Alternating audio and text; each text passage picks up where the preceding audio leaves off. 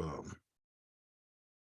Okay, so again, we have men and women at Morgan Stanley, Merrill Lynch, name your firm, BlackRock, who have PhDs in modern portfolio theory. And theory isn't truth, it's just a way of explaining things. These men and women are serious math geeks. I mean that as a term of endearment. And we are only intermediaries, a bridge between the geeks and the customer.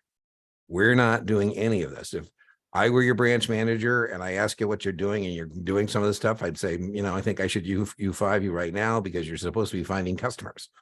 So we're more salespeople than we are quants.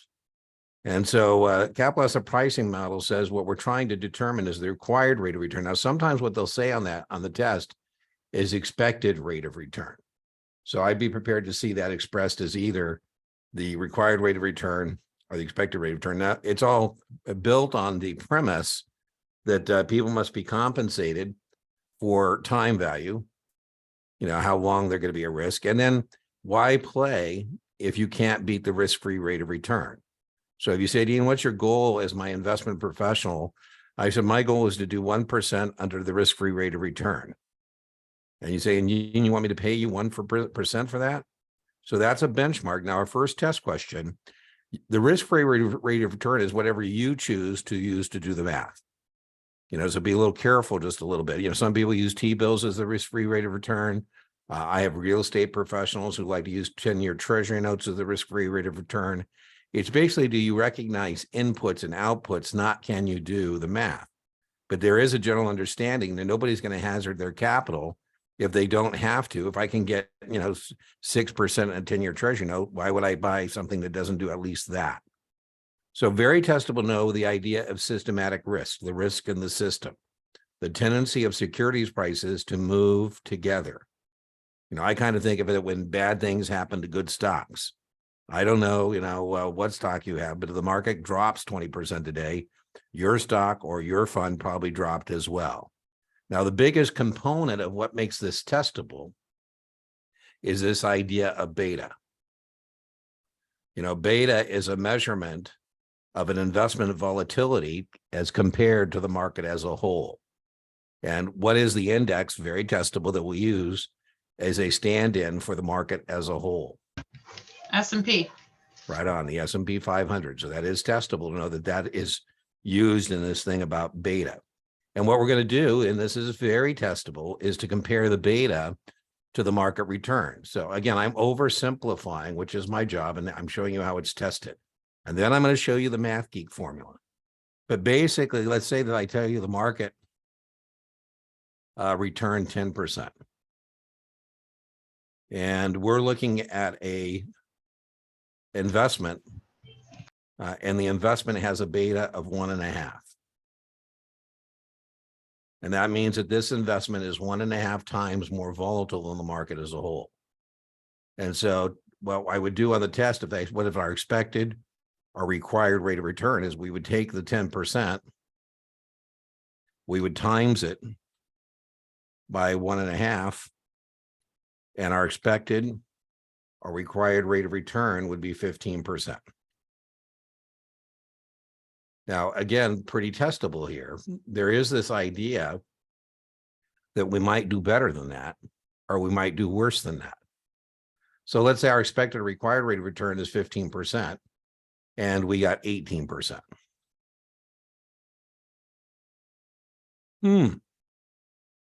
What do we call that? 3%. This is testable. What do we call? Alpha. Right on. So alpha is that excess return, and that is testable. You would tell me that you had 3% alpha here. Now, alpha can be negative as well, right? So if we got 13%, we would have negative alpha, right? The other situation here is that, we would be disappointed if we got 13%. I mean, that's, 13% is decent, but we actually underperformed based on the beta, right? So you say, well, Dean, I know why you're chatting up that my portfolio is up 13%. If the portfolio had a beta 1.5, my expectation would be that we'd be up 15%. So that's our first thing. Now I'm going to show you the actual formal math that a math person, I was tutoring a guy and I tell the story, and you know, it was kind of funny. He said, Dean, I'm a math geek, and you know, I'm not going to pay you $225 an hour to tutor me for math. I can do math. Any numbers I can figure it out. And you know, I'm making him sound like he has hubris. He doesn't. But anyways, the good news, he passed me. He said, Dean, I should have memorized the formulas because they didn't ask me to do the math. They asked me to recognize the math. And since I didn't memorize the formula, I had to kind of reverse engineer it all. You know, so, but I thought what was confirmation, though, was mainly inputs and outputs, not can you actually crunch these numbers, not can you crunch the numbers. Okay, so here's the formula. This is the formal formula for calculating what we would expect from this. So I'm going to go through it just because what I want to kind of highlight is this idea of the risk-free rate of return. I mean, the whole point of investing under modern portfolio theory, underpinnings capital asset pricing model, is the idea that if we can get X risk-free, we have to have the minimum expectations. We're going to do better than that. Otherwise, we wouldn't play. We wouldn't hazard our capital. Now, as I mentioned, that risk-free rate of return is whatever we say it is. You know, it could be T-bills, it could be T-notes. It's whatever we say or give it as a matter of fact. Okay, so then we have the market return. Now, when we get our market return, remember, we got to factor into the idea that of that market return, some of that we could have got by not hazarding our capital, not participating. And we're going to times that by the beta. So let me just give you an example of that. So the risk-free rate of return is 4%. That's what we could have got not hazarding our capital, not putting our capital at risk. The market return, 12%. The beta is 0.8. So this security that we're considering is less volatile than the underlying market. So that means we're going to make less money in an up market, and we're going to make, lose less money in a down market. Again, a testable point, the beta works both directions. You know, the beta is the beta up or down on this. Now, here's the formal kind of math calculation. The formal calculation is we take our risk-free rate of return, 4%. 12% is the market return. Now, the reason I'm backing out the 4, remember, is because the 4 is what we could have got without risking our capital. So what we're saying is the market didn't really return 12. It returned whatever that would have been had we not risked our capital. So in parentheses, you do math, order of operations of math, you do parentheses first. So 12 minus 4 is 8. So 4 plus 8 is 12, 12 times 0.8. And we get our answer here is the 10.4%. Now, I don't think you're going to have to deal with this former calculation. The way I laid it out to you is the way it will be tested in that oversimplified version I just gave you, right? There's the oversimplified version that I gave you of calculating that if you have to. All right, so you said another one you had is holding period returns. Let me find that one for you. A holding period return does not take into effect how long you've held the investment. And so, you know, I say, oh, I'm up 50%. You go, God, Dean, that's awesome. And then I tell you that was over 50 years. Well, that's not so awesome, right? So holding period, we have what's called annualized return, and we have what's called holding period return. And let me find that for you. Are those two terms synonymous, the annualized and the No, holding they're not. period? Annualized means we have to either multiply or divide. So if we made 12% over 12 months, we times by 2, and the annualized return would be 24%. And if we made 24% over 2 years, holding period return would be 24%. We're not taking into account how long we've actually held it. So that's what we mean by holding period return. I think I have an example here. Let me show you. And that is the distinction between the two. By the way, holding period return could be pretty deceptive, right? Because I just told you, you know, it sounds impressive. I told you I made, 30%, but if I told you it was over 30 years, I mean, I made 1% a year. That's not so impressive. Not so impressive. Okay, let's see here.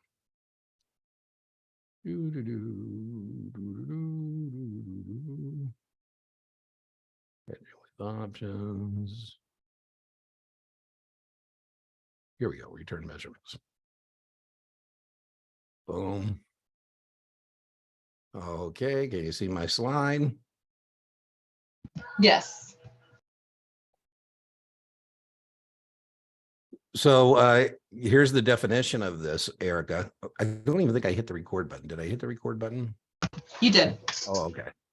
I was just going to say, because if you miss it, you can, go back and do this, but holding period return is the total return as calculated regardless of the holding period. So we're not taking into effect how long it took us to make this money. Right. So that's what that means. We're not going to divide it. We're just going to figure out what we made. So here's an example. My client says, I bought my stock at 50. I sold my stock for 59. Now, total return is testable as well, Eric. Total return is what I make from the income from the investment and price appreciation. The only two ways you're going to make money in an investment is income stream and or price appreciation. If there is no income stream, the only way you're going to make money is price appreciation. Those two components together are called total return. So when you're talking about making an investment, for example, as I told you, Eric, I'm building a place off the grid. My brother called me, he goes, Dean, there's 2 acres of raw land close by. And, he's pitching it as an investment opportunity. I go, well, Chris, there's no income stream potential there. I mean, we're just going to sit on the 2 acres and we're going to flip it. I mean, that's got to be the game plan there. And he said, yeah, well, that's true. And he goes, there's also a house down the road that has 2 acres. I go, well, that appeals to me a little more because a house means we can rent it and we could get some income stream and perhaps some price appreciation as well. I said, I'd be more interested in that opportunity, Chris, than 2 acres of raw land, but who knows, right? So those are the ways you make money. So far my client has made $9 in price appreciation. She held it for 2 years. Again, holding period means we don't care about that, right? We don't care how long it took her to make the money, which again, the point here is this could be deceptive. And, the state administrator wants to make sure we're not deceptive because this may or may not be good depending on how long she held it.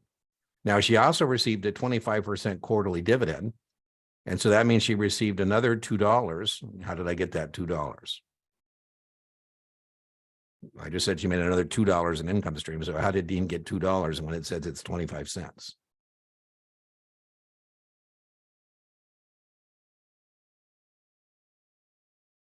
Stocks pay quarterly. So 4 times 25 cents is $1. We've had it for 2 years. And so that is $2. Right. And then here's how we do the money. Right. So here, let me just show you how we do the math. We're going to take our $9 plus our $2.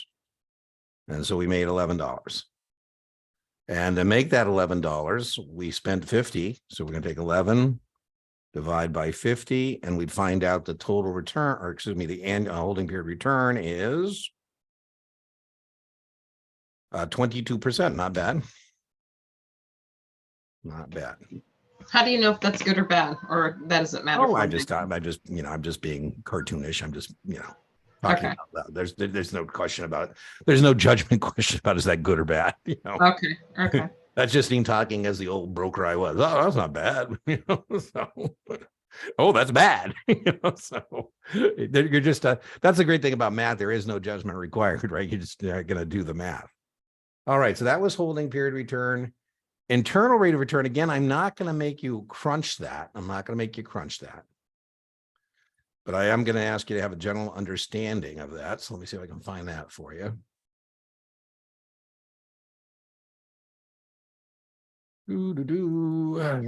Hey, Dean, will you also give me the synonymous terms? That way I know. For what? Sure. If I know it. I mean, if I know it. For anything that I've placed in the chat, whether it's, yeah. Oh, okay. Sure. Sometimes I may not know that, but if I know it, certainly. Oh, you're the guru. You'll know. I don't know this geometric compounding thing, so I would say if I don't know it, it probably means it's not a big deal one way or another. All right. Can you see my slide again? Yes. Okay. So again, remember most of the math, I really, Eric, as you've been matriculating through your SIE and claiming that testing victory, and then, your Series 7 claiming that testing victory, and now you're on your Series 66. One of the things I appreciate about you is trying to confirm things that you may or may not have to do. And then again, this is where people get at risk is when they don't do that and they go down some rabbit hole.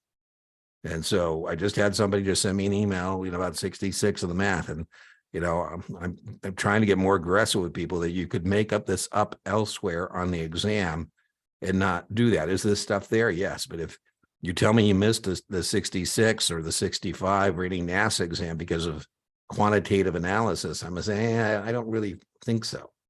Anyways, the discount rate. So this is the definition. So if you want to have a definition of flashcard, I think that would be productive. As I told you, most of these questions, particularly on the quantitative higher end stuff, is math, not math, but again, the understanding or with the input or the definition. So the internal rate of return is the discount rate that results in a net present value of 0 for a series of future cash flows. So in a private equity fund, for example, Erica, I say, in this private equity fund, we're targeting an internal rate of return of 22%. And so if you invest $1 million in this fund and we meet our target rate, our internal rate of return of 22%, that would be X number of dollars in the future. And so it's the rate of return needed to get from the present value to the future value. And the one thing they do ask about internal rate of return is this idea that the yield to maturity reflects that, right? If we buy a bond for 900, for example, and we're getting back 1,000, our yield to maturity, I'm just making up a yield to maturity number, is 8.5%. So that 8.5% is what takes the 1,000 back to the 900. So that says that you say, Dean, what's the internal rate of return on a bond? It's just simply the yield to maturity. So that does get asked as a question. Again, we're not going to make you do any kind of an internal rate of return question. However, I do like this question. I've shared this question many times. And the reason I like this question is because this looks like it's a complicated internal rate of return question. In other words, here's our present value of 100. And, one thing I would tell you, Eric, is if you say, damn, that Dean lied to me. He told me I wasn't going to have to do any math. And here's this question. My God, I can't believe he put me in this predicament. And you say, well, wait a minute. I don't think Dean would lie to me. Sometimes what I'm hinting at is that these high-end math questions look like they're high-end math questions when they're really not. So we're just tying this together. So the internal rate of return is what takes the 400 to 100 or the 100 to 400. So we have a couple givens here. We said this customer wants to give us $100,000. And we'll put that in green. And he's saying that he wants to end up with, so let's put a little arrow here. He wants to end up with 400,000. And one of the concepts that's important is the time value of money. And so there's the 400. And, you should, as kind of a test taker, say, it looks like there's some asymmetry here to a certain extent in this question. He's 50. And he wants to have this money when he's 70. So now we have some more information for us. We have that this is 20 years is the time horizon. Did you see how I got the 20 years? That's the difference between, being 50 years old and being 70. And so now we're in pretty good shape.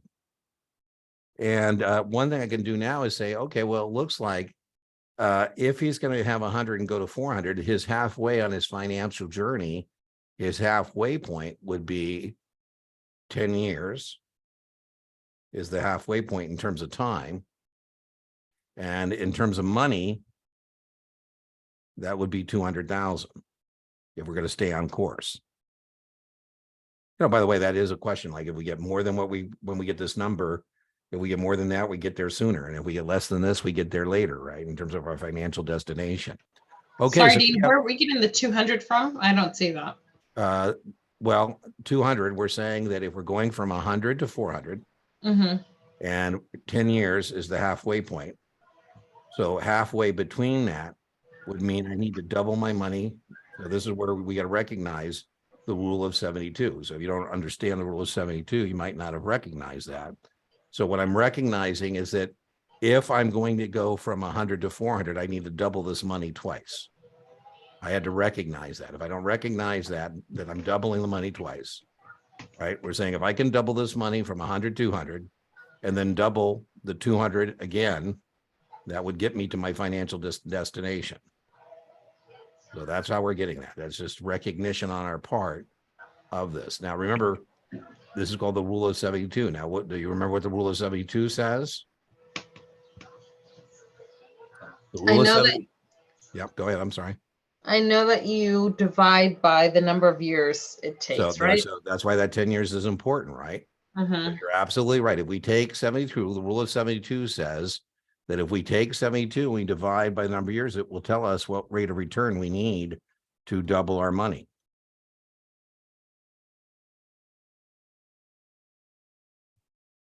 Boom. And that's our answer, right? Now, we do that twice. That's how you had to recognize that.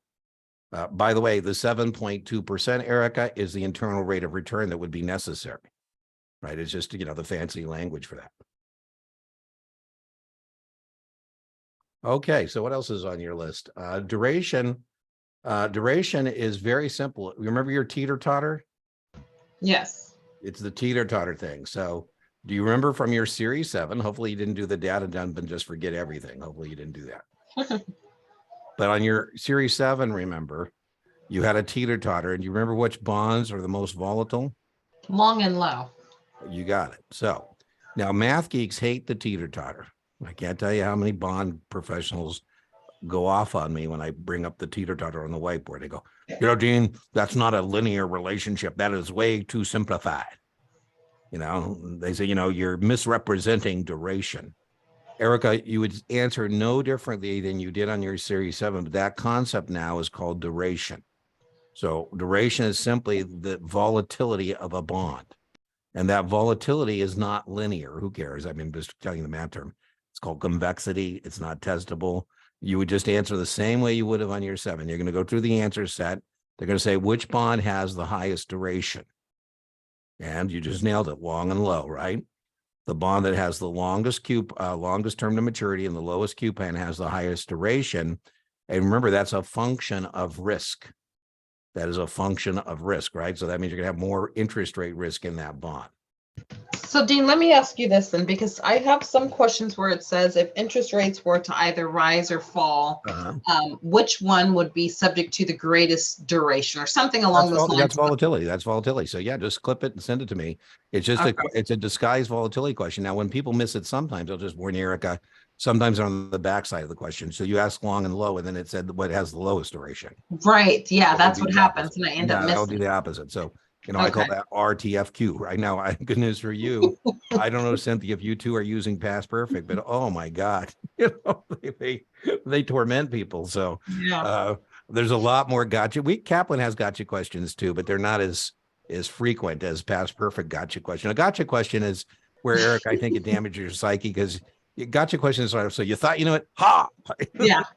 No, hit the buzzer, Dean. Explanation of how you missed something, right? You gotta hit the buzzer, Dean. That's what I came for. Even Kaplan, I love my friend Chuck, but sometimes I try when people send me the QID, I try and do it without reading the rationale because I don't think you obviously wouldn't be asking for my help if the rationale made any sense. But even I sometimes read the rationale and go, oh my God. He says, my favorite one is when it says, even though you will not see this on your exam. I'm like, well, then why are you tormenting me with it? So all right. So let's see, Erica, just checking chat here. We did hold and period calculation. We did internal rate of return. We did duration.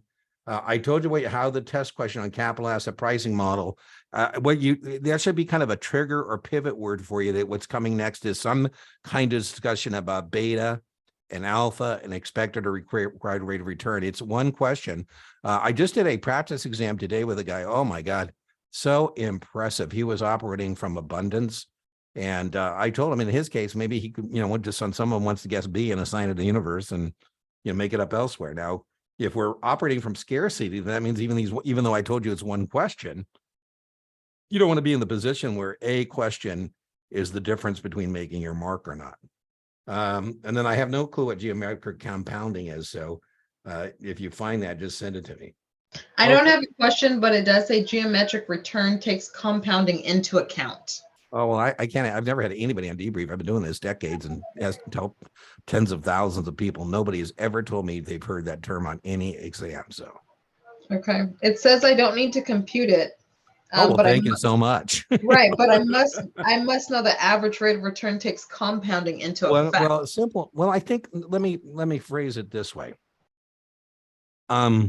I think this is easy. I don't think it's a straight on test question. So for example, let's say I have a question I illustrate this concept with on a tip. So in a treasury inflation protected security, the government's going to credit you twice, right? If it's an 8% CPI, they're going to half that's 4%. They're going to do 4% and 4% again. Now, compounding means that's not going to be 1,080. And so we can use that to our benefit in terms of answering question. If I know that 4% is compounding, in other words, it's not going to be $80, it's going to be 1,040 and then 4% on 1,040. I can shop my answer set and know that it's something over 1,080, and there's only one choice that fits that. So in other words, you can use that as a hack, perhaps, right? I think in tips, you should know it's compounding. I don't think you need to know it's a geometric compounding. It's just compounding, meaning, your 6% is making money on the 6% previously, just like a savings account, right? It's 6% and then it's another 6 on whatever's there and another 6, right? Compounding interest rate, right? So that I think is fair game, but the term geometric compounding, I don't think is something to worry about. All right, so let's see. Syndicate underwriting and questions we may see. That's very testable, Cynthia, on Series 7. I don't know how many times, I've done this, but I'm more than happy. Erica, hopefully she, hasn't, I should take that back. Erica can forget everything she ever knew about syndicates because she's not going to see it anymore ever again. All right, that's the good news, right? Erica's already left the SIE fantasy land. She's left the Series 7 fantasy land. And Erica has entered into the last of their fantasy land, Series 66. And once she passes that, she gets to leave. I never get to leave. I'm stuck here permanently and never get to leave the fantasy land of FINRA and NASA and enter into the real world. This is testable, Cynthia. So, it's more testable on muni syndicates than it is on other syndicates. Oh, I don't know why I did that. Hold on. Okay, there we go. First, this is very testable. The difference between what the issuer receives and the public pays is called what? The spread. Yeah, indeed. So, that's how we make our living in the securities industry, right? The spread. Spread always means difference. And they typically test you on bonds. And so bonds here, par would be 1,000. So that's what we're going to sell to the public at. And let's say 990 is what we told the issuer we were going to give them. So the spread in this deal is 1 point or $10. Right? In bonds, that's very important that a point is $10. That's 1% of par. And then we have various players in syndicates, and that too is testable. We have a managing underwriter. I think of the managing underwriter as first among equals. We have the managing underwriter is the lead person, a member of the syndicate in running the books. You can't get the bonds without going through the managing underwriter. We also have members of the syndicate or syndicate members.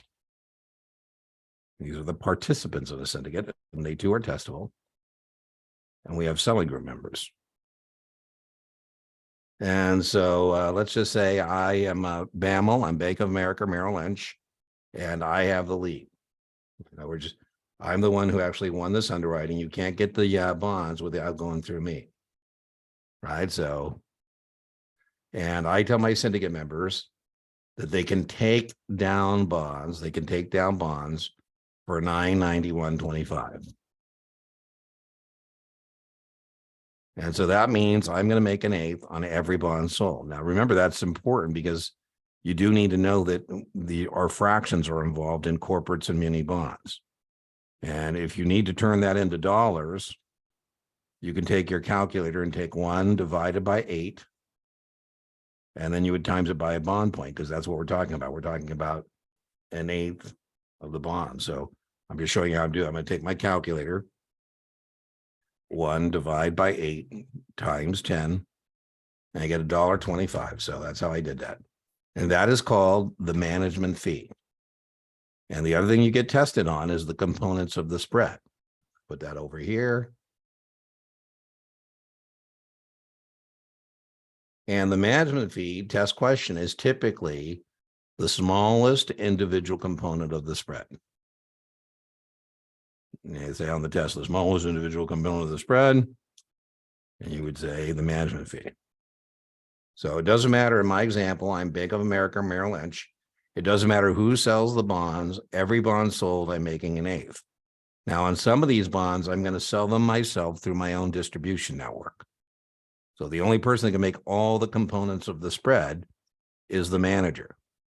Now, let's say that UBS is in my syndicate. And UBS says, Dean, what can we take down bonds for? I say, you can take down bonds for $991.25. Now, UBS has a decision to make in terms of taking down those bonds at $991.25. What I mean by that is UBS could decide to sell the bonds themselves. And if they sell the bonds themselves, they would make 7/8. But they might want to build their own bracket. They might want to build their own bracket. You know, they might want to build a bracket.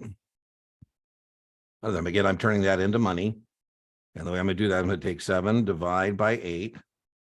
And then I'm going to times it by 10. And that's 875. Now, that is not one component of the spread.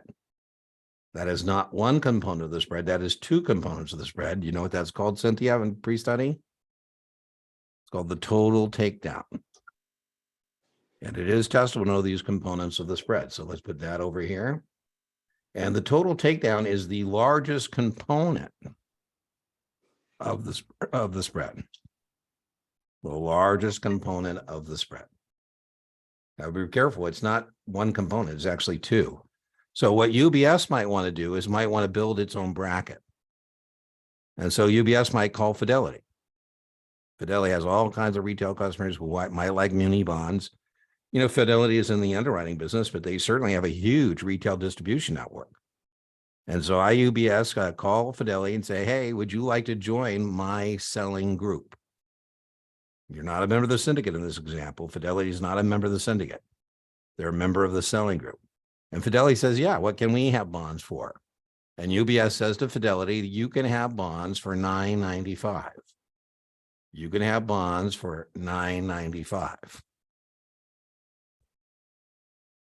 And so that means that Fidelity can make a 0.5 point selling the bonds. Test question, that's called the selling concession. And that is the largest individual component of the spread. Now, remember, the total takedown is 2. So be careful what you're being asked on the test. If I ask you the largest individual component of the spread, that would be the selling concession. And this is what selling group members are going to receive for selling these bonds. So in my example, Fidelity is going to receive $5 as the selling concession on any bonds that a Fidelity customer buys. Let's put that there. And that's kind of cool. That's kind of cool because that means that our selling group members are making 5. So that means here, UBS is going to make 3/8. Now, remember, on the bonds they sell themselves, on the bonds, UBS sells itself, it makes the total takedown. And this is called the additional takedown. There is no test questions on the additional takedown. By the way, regardless of what kind of syndicate this is, very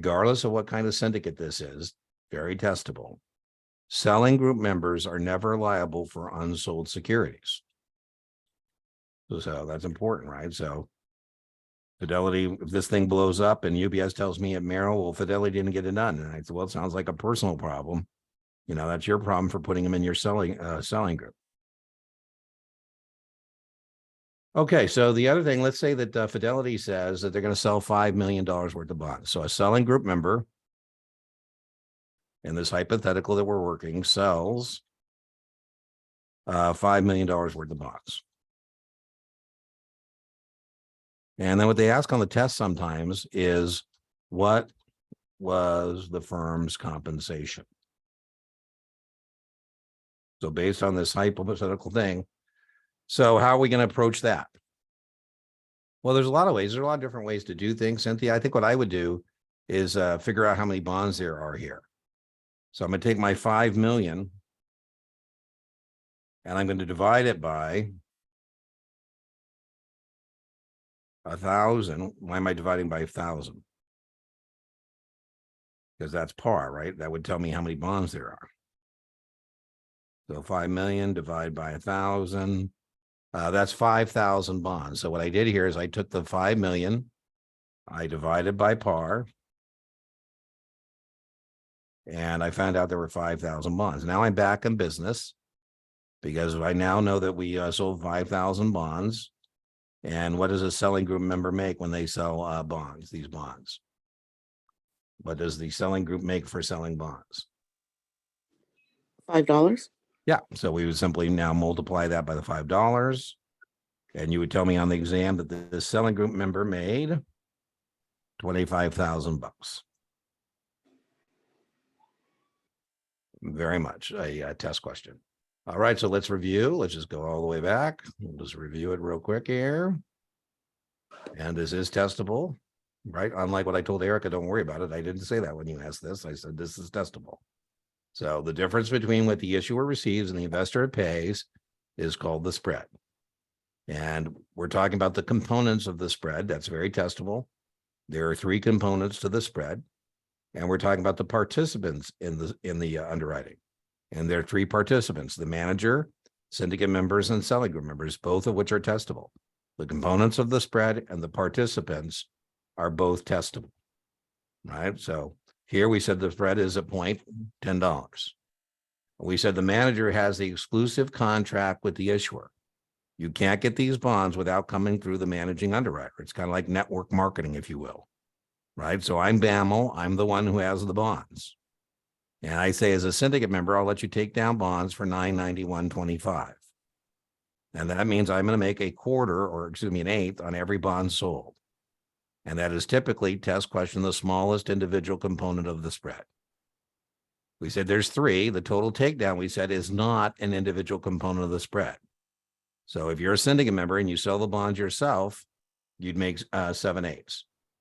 You know, by the way, BAML makes on the bonds its own broker sell, makes the entire spread. The only one who can capture every component of the spread is the manager. And then we said what are going to happen is syndicate members are going to build their own bracket. They're going to build their own bracket. They're selling group members because it helps them sell more bonds. And we said if you want a selling group member once, they can sell the bonds themselves. Usually they sell some and keep some for themselves and give some to Fidelity, whatever the case may be. And we said selling group members could have the bonds for $9.95. And that was called the selling concession, very testable. That is the largest individual component of the spread. So be careful. That one word changes your answer. If I say, what's the largest component of the spread? It's the total takedown. But if I say the largest individual component of the spread, it's the selling concession. Right? So those are different questions with different answers. And we said the selling concession is what selling group members receive for selling bonds. And we said very testable, selling group members are never liable for unsold securities. We said the 3/8 here is the additional takedown. So the total takedown consists of both the additional takedown and the selling concession. We said very testable, selling group members are never liable for unsold securities. How many questions we may see? You'll receive these questions, Cynthia. So these are there. You know, you need to know about the notice of sale. I have a whole lecture on underwriting municipal bonds, and I wouldn't have that lecture if it wasn't testable. So in the category of munis, this is in the category of munis. And remember, in the category of munis, there's 20 questions or so, right? And some of them are about underwriting. So you have the options 20, give or take, mutual funds 20, give or take, and munis 20, give or take. All right, anything else for this office hour? Dean, quick question. Would they ask about reallowance, or is that something Not that kind of really. gets on- Reallowance would be for, you know, depending on whether it's, let me get back my whiteboard. So reallowance is about, hold on. So in this syndicate, let me clear this. Let's say we're doing $100 million. They won't ask about that, but this is testable in terms of general understanding. So this is $100 million underwriting. So that's how much we're selling. We're either going to have a Western syndicate. Are you using Past Perfect as well? Yes, unfortunately. Yeah, well, how do I know? How do I know? I can almost tell just by the nature of questions that people ask. It's like, and like I say, I kind of feel bad because you're trying to do this on your own. You got to make your own decisions about whether it's doing it. So I'm obviously not going to pay you if you don't sell your bonds. So reallowance is the idea that I ask you how many bonds you're going to take down. So before UBS takes down bonds, UBS would be smart to say, well, Dean, what kind of syndicate is this? It's $100 million worth of bonds. I get that, Dean. But is it a Western divided syndicate? Or is it an Eastern undivided syndicate? Because that's going to be important to how what your appetite is for these bonds. So maybe it's a Western syndicate, and UBS says they'll take down 20 million. And in a Western syndicate, you're individually responsible for selling bonds. The way I think of this is what goes down stays down. I have some very classy ladies who are in investment banking, and they said they think of it as a family dinner. If it's a Western family dinner, you just got to eat your own meal. If it's an Eastern family dinner, we keep passing around and nobody leaves the table till it's all gone, right? So if I'm the manager and I call a UBS, and remember UBS said they would sell $20 million worth of these bonds, and I say, hey, I've checked in with all of the other syndicate members, and they've all sold their bonds. How are you doing? And UBS says, I go, whoa. Do you have a mouse in your pocket? There's no we. You said you were going to sell $20 million worth of bonds, and you're going to sell $20 million worth of bonds. What you don't sell is going to go into your inventory.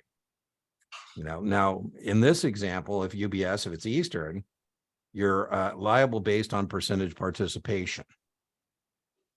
And so now it doesn't matter that it's 20 million. What's important is that now if UBS says they'll take down 20 million, that's 20% of the deal. And that's what their liability is. So let's have that same phone call. I call UBS. I say, how you doing on your bonds? I've checked in with all the other syndicate members and they've done theirs. How are you doing? He said, Dean, we've only done 10. I said, well, now this is where reallowance comes in. Now I'm going to take back the 10 million didn't sell. I'm going to reallow with them. I'm going to redistribute them to the syndicate. And the point here is I'm not going to pay UBS on the bonds they didn't sell, right? I'm going to give them the other syndicate members to sell. Again, another example of this would be, I call UBS and I say, hey, I'm checking in with you.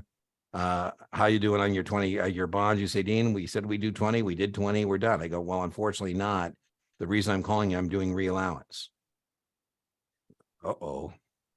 So I have $10 million worth of bonds that I'm reallowing, I'm redistributing.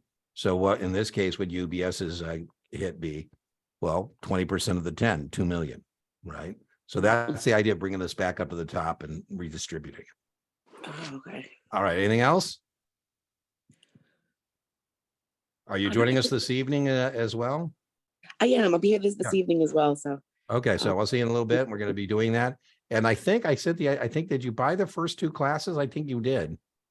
I did. Yeah. Yeah. So you don't give me any more money. You get free repeats. So I think if you pay, just like I say, Venmo me or PayPal me, and I'll send you back your money because you get free repeats on the classes. So you don't need to pay for any class you've already joined me with is no additional charge. Okay, excellent. And next time, should I just email you instead? Yeah. And if you see something on the schedule you want to do, just the easiest way is just tell me and I'll send you the Zoom. And then that way, if it's a new class, then I'll, I can keep it as a credit. You can use it in a future purchase, or I can give it back to you, whatever works for you. Awesome. I'm sure I probably might need it again. We'll see. Okay. All right. Well, like I say, whatever. Just we're still kind of making it up as we go, so to speak. I thought you said you had 2 questions you want me to do tonight too. Did you not find them, or? I had one of them, and I'm not sure if it really counts as what we're looking at. Okay, well, send it to me, and then after we're done and I too. stop the recording, then I can just say, okay, now we're not recording. Anybody got any questions? So maybe that would Perfect. be it. Send it to me, and I'm more than happy to do it before we call it a night tonight. Excellent. Okay. Thank you so much. All right. I'll see you in a little bit. All right. Thank you so much, Dean. Okay. Bye-bye. Bye-bye.